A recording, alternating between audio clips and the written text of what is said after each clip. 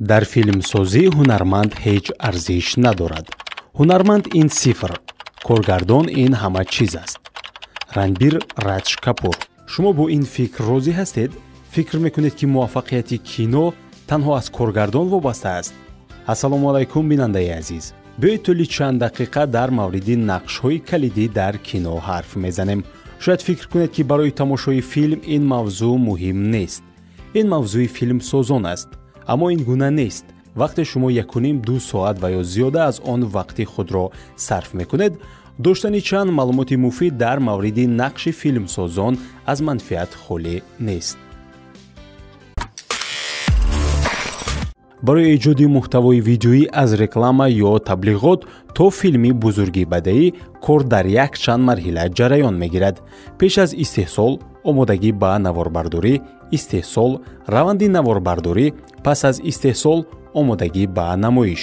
сценарийнавис ва продюсери бритониёӣ Стивен Флокс таҳлил кардааст, ки аз соли 2000 то 2019 чанд нафар мутахассисон дар эҷоди филмҳое, ки дар экранҳои синамои Иёлоти Муттаҳидаи Амрико намоиш дода шуданд, кор карданд.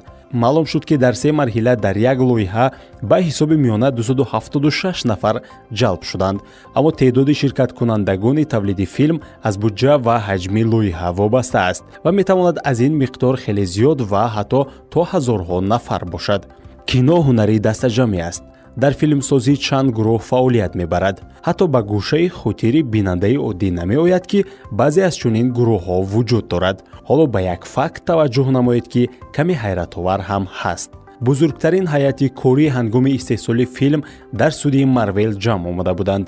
4500 нафар ҳангоми эҷоди филми қасосгирандагон ҷанги беохир фаъолият доштанд. инчунин дар дигар қисматҳои ин филм теъдоди зиёди одамон фаъолият бурданд. дар эҷоди филм аксарияти мутахассисон дар марҳилаи истеҳсолот ҷалб мешаванд.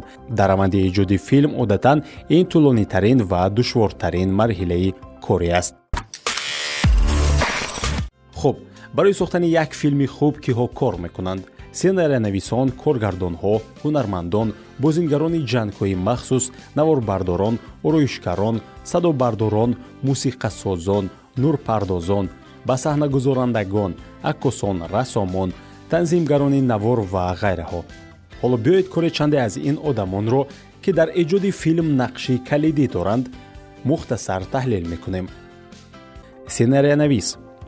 ӯ барои сюжаи филм ҷавобгӯ аст. лоиҳа ҳамеша бо қисса оғоз мешавад. хоҳ он идеяи аслӣ бошад, хоҳ сценарияи мутобиқшуда дар асоси песа, ҳикоя ва ё тамоми жанрҳои дигар. сценарийнавис хати ҳаракати сюжа, симои персонажҳо, характеру хислати онҳо, муколамаҳо, драматургия ва саҳнаро бояд эҷодкорона рӯи коғаз орад.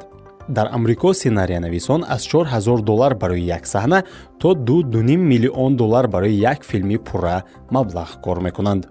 продюсер раванди кор дар филмро оғоз мекунад. дар раванди омодагӣ ба наворбардорӣ пурра ҳамроҳ аст ва на танҳо ба эҷодкорӣ, балки ба корҳои маъмурӣ низ машғул мешавад.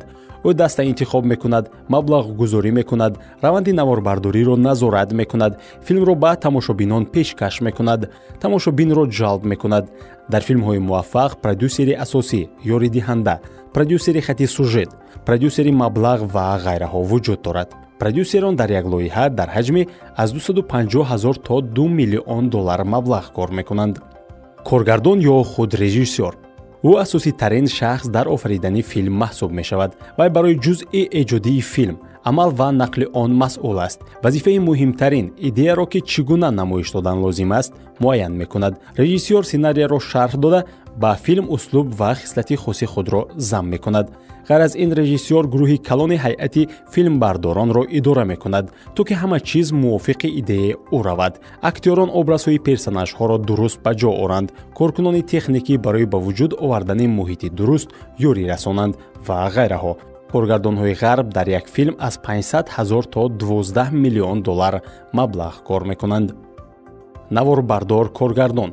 ӯ барои ба образҳои визуалӣ табдил додани идеяҳои режиссёр ва сценарийнавис масъул аст. вай ба кадрҳо бо ёрии кунҷ, ҳаракати камера, рӯшноӣ, експозитсия, композитсия ва дигар параметрҳо ҳунар ва рӯҳияи дурустро зам мекунад. ӯ аз 10 то 20 ҳазор доллар дар як ҳафта маблағ мегирад. кори ӯ одатан дар як лоиҳа то 15 ҳафта идома меёбад. наворбардор вай дар бораи ҳаракати ҳамвори камера, возеҳии тасвир, гузаргоҳҳо, роҳи мошингард, гардиши таҷҳизот ва ғайра ҷавобгар аст. ӯ назорат мекунад ки ашёҳои нолозим, масалан сутун бо микрофон ба дохили камера наафтад. ӯ барои наворбардорӣ масъул аст ва онро дар лаҳзаи зарурӣ барои наворбардор коргардон муҳайё месозад. дар Голливуд наворбардорон то 154 ҳазор доллар дар як филм кор мекунанд. коргардони овоз ӯ овозҳоро барои филм сабт мекунад.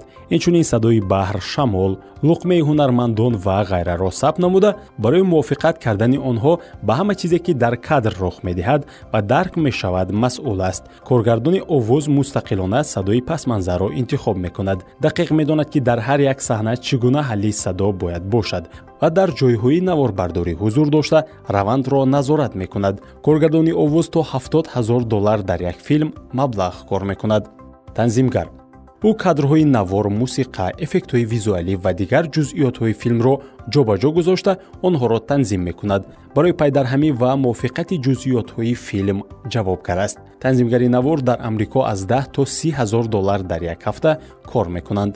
созандаи эффектҳои визуалӣ ӯ ба наворҳо эффектҳои махсус илова мекунад ё бо истифода аз унсурҳои графикии компютерӣ ва барномаҳои махсуси касбӣ аз сифр саҳнаҳоро месозад.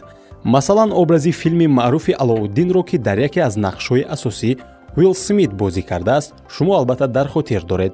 ин образи ҷин аст. медонед он образро кӣ сохтааст? як нафар тоҷик.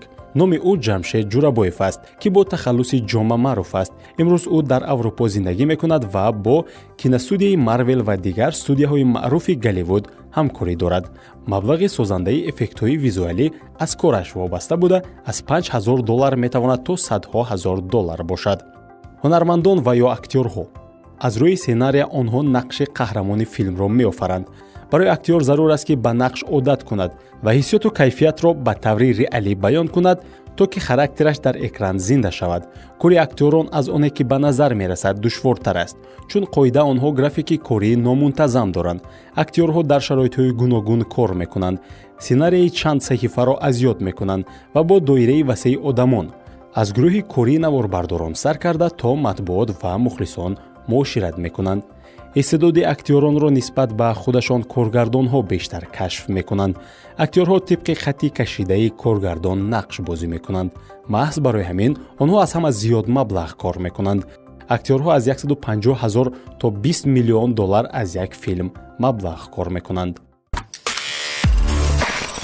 бинандаи азиз, мо танҳо аз фаъолияти чанде аз кормандони калидии соҳаи синемо барои шумо маълумот додем. фикр мекунем ки ҷузъиётҳои фаъолияти кормандони дигар танҳо барои бинандаи филм лозим нест. шояд пас аз тамошои навор ба хулосае омадед ки муваффақияти филм танҳо аз ҳунармандон иборат нест ки мо онҳоро дӯст медорем. ҳангоми интихоби филм нисбат ба кори ҳунармандон ки будани коргардони филмро ба инобат гиред беҳтар аст, зеро маҳз кори коргардон филмро муваффақтар месозад. дар дарси баъдӣ дар мавзӯи филмҳо чӣ гуна сохта мешаванд, усулҳои асосие ки шумо пай намебаред маълумот медиҳем. ба шумо комрониву истироҳати хуш таманно дорем. то боздид.